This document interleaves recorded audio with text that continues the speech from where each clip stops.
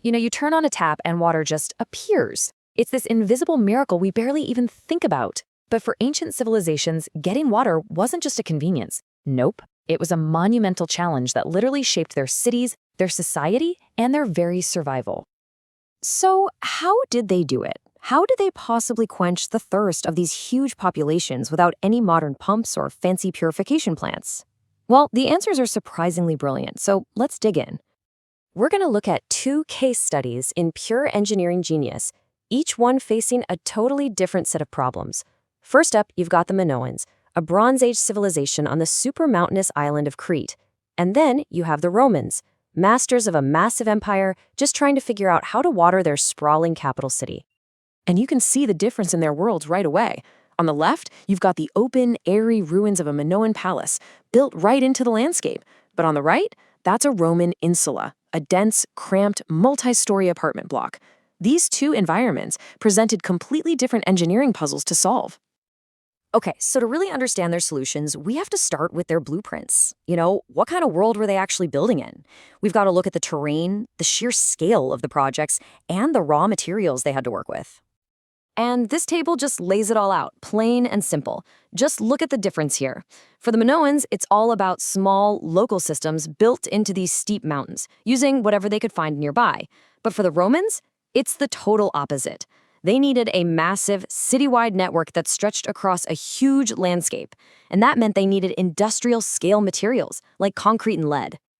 The Minoans they were incredibly resourceful. Here, you can actually see stone channels they carved right into their buildings at Knossos. Why? To catch and direct rainwater. They were constantly adapting their designs to their immediate surroundings, one system at a time. And it wasn't just fancy stonework either. They also mass-produced these super simple but really effective terracotta channels.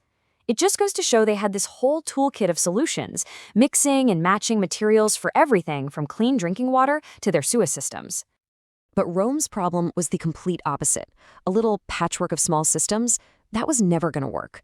They needed one unified, absolutely massive network to bring water to a city of nearly 1 million people. And this number, just try to wrap your head around this. Over 421 kilometers, that's the combined length of just the 9 major aqueducts that were serving Rome. To put that in perspective, that's like building a pipeline from London all the way to Paris. Just a truly monumental undertaking. So we've seen the incredible scale, but now we get to the really clever part, the design itself. This is where we see the true engineering genius of both of these cultures just shine through. And the Minoans' masterpiece was this terracotta pipe. Now, it might not look like much, but its shape is absolutely revolutionary. You see, later Greek and Roman pipes were just simple cylinders. But the Minoan pipe, it was conical. It tapers from a wide end down to a narrow one. So why does that tapering shape matter so much? Well, it's a brilliant little piece of hydraulic engineering. Think about it. It's like when you put your thumb over the end of a garden hose, right? The narrowing forces the water to speed up. On the steep slopes of Crete, this faster water created a powerful shooting motion that basically scarred the inside of the pipes clean, preventing all that sediment from building up and causing blockages. And hey, this isn't just some modern theory. Sir Arthur Evans, the archaeologist who actually excavated Knossos, he recognized this genius right away. His description of that shooting motion perfectly captures the elegant, brilliant function of the Minoan design. Meanwhile, the Romans' challenge was the exact opposite. They weren't trying to manage a torrent of water rushing down a hill. They were trying to guide a massive river over dozens and dozens of kilometers. This required an almost unbelievable level of precision, engineering a gentle, consistent slope that might drop only a few centimeters for every 100 meters of length. And this quote, this just perfectly illustrates the Roman mindset. This is from Frontenis, the city's water commissioner himself. He just dismisses the pyramids as idle, basically useless. For him, the real wonder of the world was practical, life-sustaining engineering. The aqueducts were a source of incredible civic pride. But, these engineering choices weren't just about pipes and gradients. They had a profound impact on daily life. How you get your water fundamentally shapes the kind of society you live in. Let's just step inside a typical Roman home for a second. For most people, this was it. a crowded apartment in a tenement or an insula. But notice what's missing. There are no taps, no private plumbing, no running water anywhere. So what did that mean? Well, it meant if you needed water, you had to haul it all the way from a public fountain. And if you needed to get rid of waste, well, you often just tossed it right out the window. This lack of private plumbing basically forced Roman life out into the open, creating this vibrant, chaotic public world of streets, baths, and forums. The Roman satirist Juvenal really gives us a sense of what this was actually like to live through. The streets weren't just for getting from point A to point B. They were noisy, they were crowded, and they were alive at all hours, because so much of daily life had to happen there. That was the price of the Roman public water system. So when you put them side by side, the social differences are just stark. The Minoan system, it delivered convenience and luxury, but really only for the elite inside their palaces.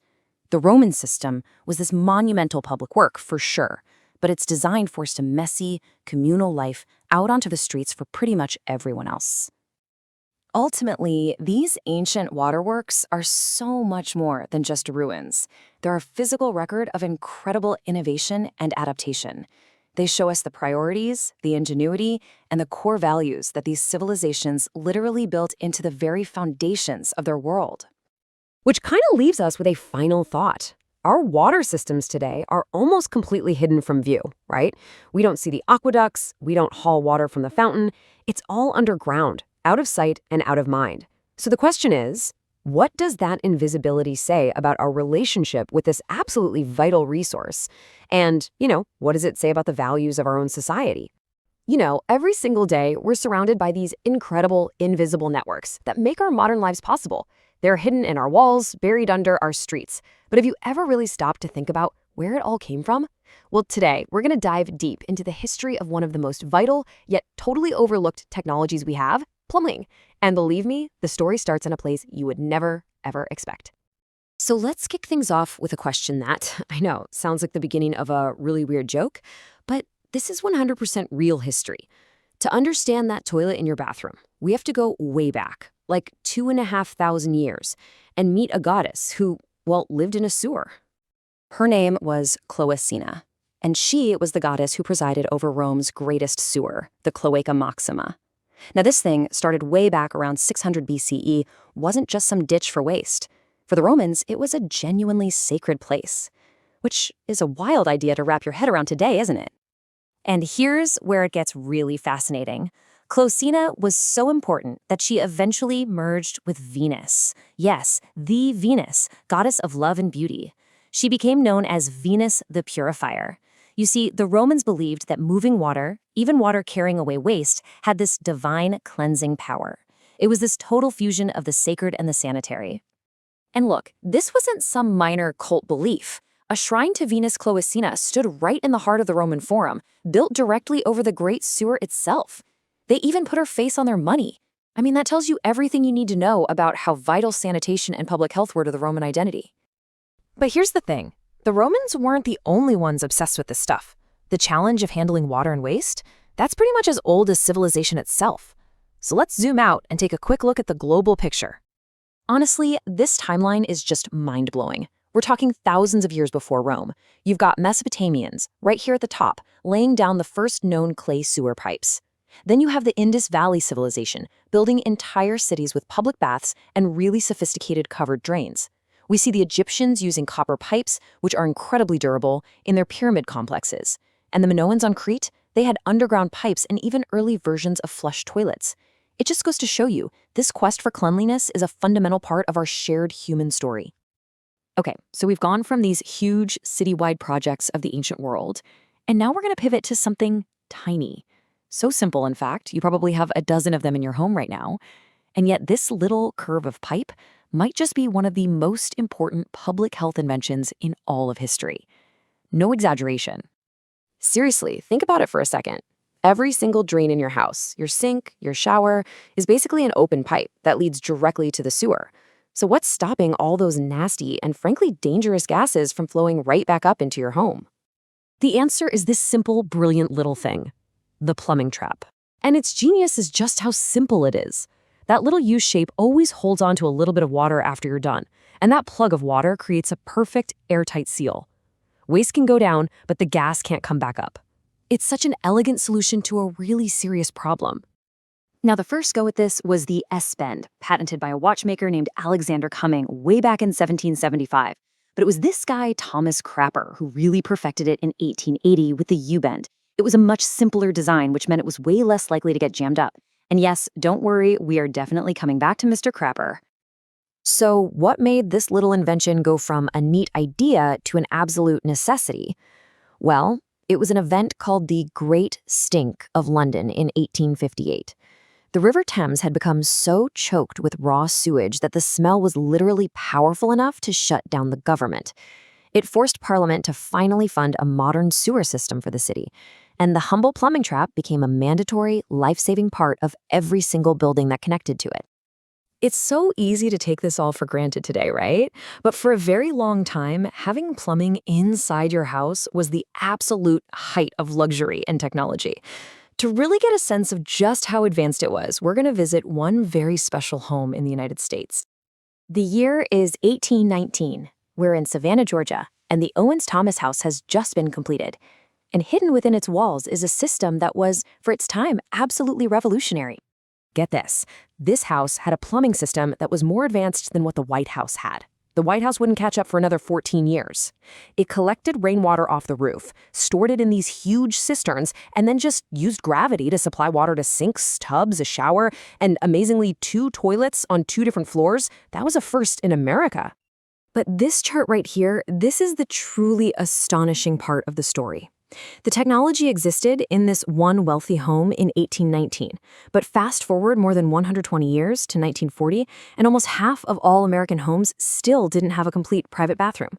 And the reason is simple: cost and infrastructure.